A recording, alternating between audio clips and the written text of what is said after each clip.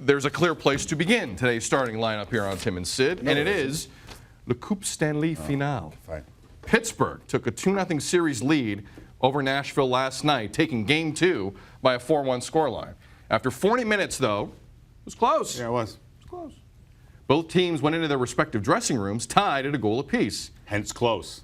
However, only one team showed up out of that dressing room for period number 3. Hence 4-1. In comes Rust with a shot. There's a rebound, score! Jake Gensel's done it again! In comes Phil Kessel, 2-on-1. Kessel holds up, feeds it in front. Wilson touched it, scores! Here they come again. This time it's Malkin. He's got Kessel with him. Malkin shoots, he scores! 15 seconds after Wilson's goal,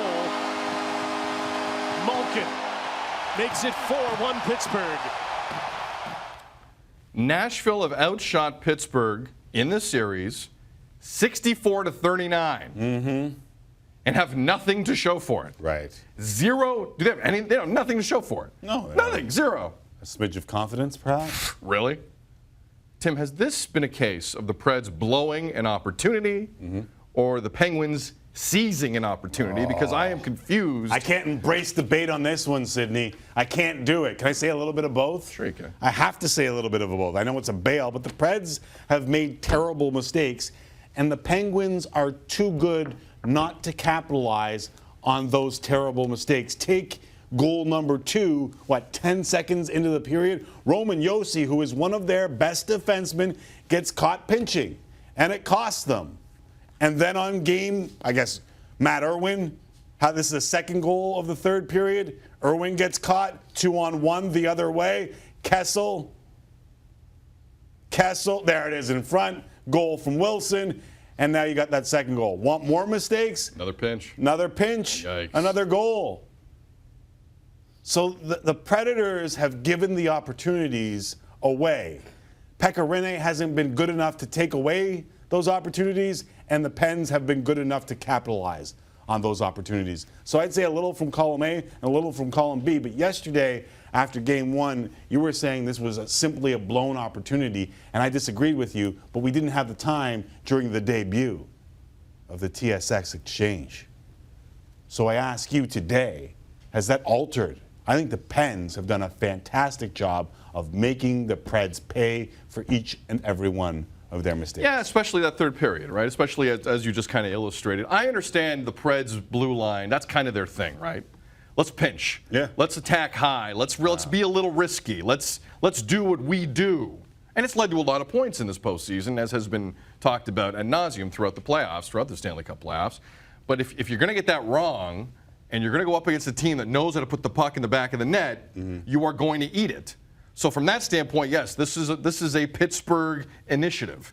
You can't just say, the Preds blew it. No, not. The Preds gave them opportunities early in that period. If Pittsburgh doesn't take them, who knows what happens. So I give Pittsburgh a lot of credit for just making them eat it and putting the foot on their throat in the first 3 minutes, 28 seconds, whatever that was, of the third period. And I give them complete credit for doing what they did.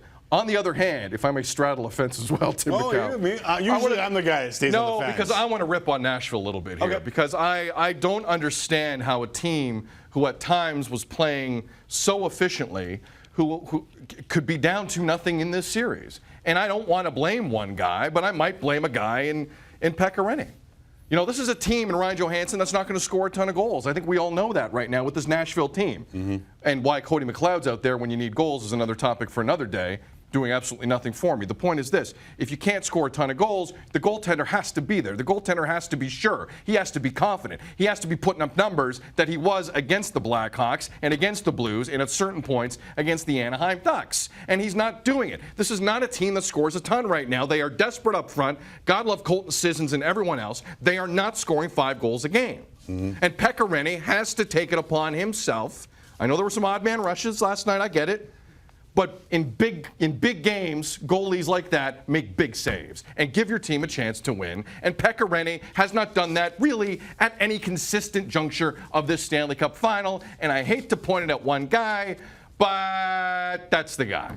And I think Rinne has to be so much better, because I think it's rather unfair that the numbers have skewed the way they've skewed and Nashville's going home down 2-0. I think it's kind of ridiculous. And I know it's a team game, but it's Pekka Rinne's fault. They wouldn't be in the finals without Pekka Rinne. Correct. Yeah. Correct. But right now you're not in the finals. I've been tough on Pekka Rinne, and we're going to find out what the Predators actually think of Pekka Rinne. If they go away from Pekka Rinne and throw a guy into this fire that has never seen anything like this before, you'll know exactly what the Predators think of Pekka Rinne. Like, there's no chance that Peter Laviolette turns to a 22-year-old and says, you got game 3 of the Stanley Cup Final. Well, Tim, let's walk down that road, because right now this is the great mystery, and we're not really sure what's going to happen in game 3 in the crease for the Nashville Predators come Saturday. Would you like to hear what Peter Laviolette said last night when posed with the game 3 question? I would love to. He was a little diplomatic, but also a little vague. Magic of television. A couple of days ago when everybody was asking about Fisher and Smith, I said it then, we don't talk about the lineup. So when they asked the next day, we're going to stay consistent with that. So we don't discuss the lineup. Do your goalies know who will start?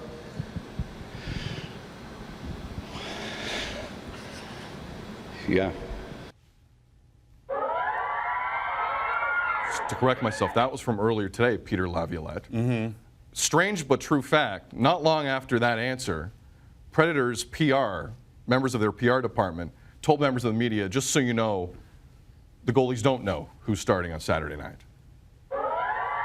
So the PR would do that so that the media wouldn't go straight to the goalies. Correct. And say who's starting tomorrow night, right? Like that's where we're at in this? Saturday night, correct. I mean, it's an interesting way to go about it. That's a new one for me. But I think you're right. It's to protect the guys once the doors open. And you don't want Soros and Pekka Rinne to have to deal with about 800 cameras, although Rinne might get that anyway. So that's the latest on who's going to start in goal. How many people know UC Soros is where they would go? I know you saw him come in. Yeah. If you didn't see the game yesterday, you would have no clue who the backup was in. You have no idea who UC Soros is. He was decent this year.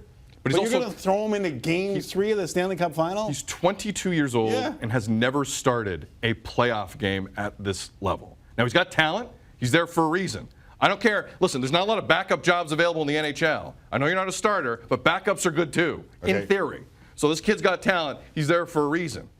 I'm with you, Tim. I don't think they are going down this road in Game 3 of a Stanley Cup. Listen, Rinne. Is there any way they could be looking at Pekka Rinne's numbers against Pittsburgh in his career and saying he's winless now in, 9 games with I think they're looking at that. I think they're also therefore looking at Pekka Rinne being 7-1 at home in the postseason, right? Yeah. They're also looking at that. He was 4-0 after a loss, though. He was. I'll say this. Now 4-1. 4-1. I think Rinne's going to start the game. Very good.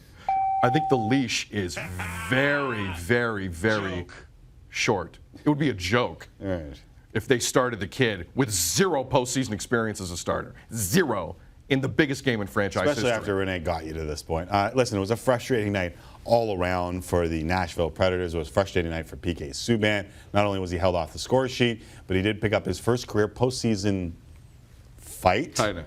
Hugging major. Dance, perhaps. He did drop the gloves with Evgeny Malkin, but I'm not sure there was much beyond dropping the gloves. Now, despite the loss, Subban remained confident when we met with the media after the game. Well, we're not looking at anybody. We're looking at ourselves, And right away, the focus shifts to we don't lose at our building. So we're going back home. We're going to win the next game, and then we'll see what happens from there. All right. So that was after the game. PK Subban with the media. Today, back in Nashville, with a day to allow it to marinate. Of course, PK backed off the guarantee, right? I feel even more confident now that I had a night of rest. So there's no question we're going to win the next game, and then we'll move forward. So is PK Messier or just trying to be Messier? Oh, he's Messier. Oh, yeah? Oh, he's Messier. Why is he Messier? Trust in PK. All right. Never doubt PK. PK's been dealing with this stuff his whole career. Even when he gets cross-checked in the back of the head, he was in a lot of pain, Tim. Acts like he just broke his spine and then played the power play. Man, healing nowadays in the NHL is an incredible thing. Please don't criticize PK for that. I think they're going to win the hockey game on Saturday. They're going to win the hockey game because. Ow! Ow! It hurt a lot. It hurt a lot, I'm not saying that's not a penalty, but you can't tell me the reason why that 5-on-3 was turned into a 4-on-3 in a flash wasn't because he was out on that power play. I like PK Subban. You know I like PK as do Subban. I, I like correct. PK Subban, the person, as well, but I got to call it out. I got to call it the way I see it. Can't change on whether or not I like him. That's fair. So I'll call him out when I want to call him out. Because my name's on this show, too, Sid. It looked like it hurt a lot, is all I'm saying. It looked like it hurt a lot. I think it's guaranteed. So you just braved through the pain. Brave through. He's a soldier.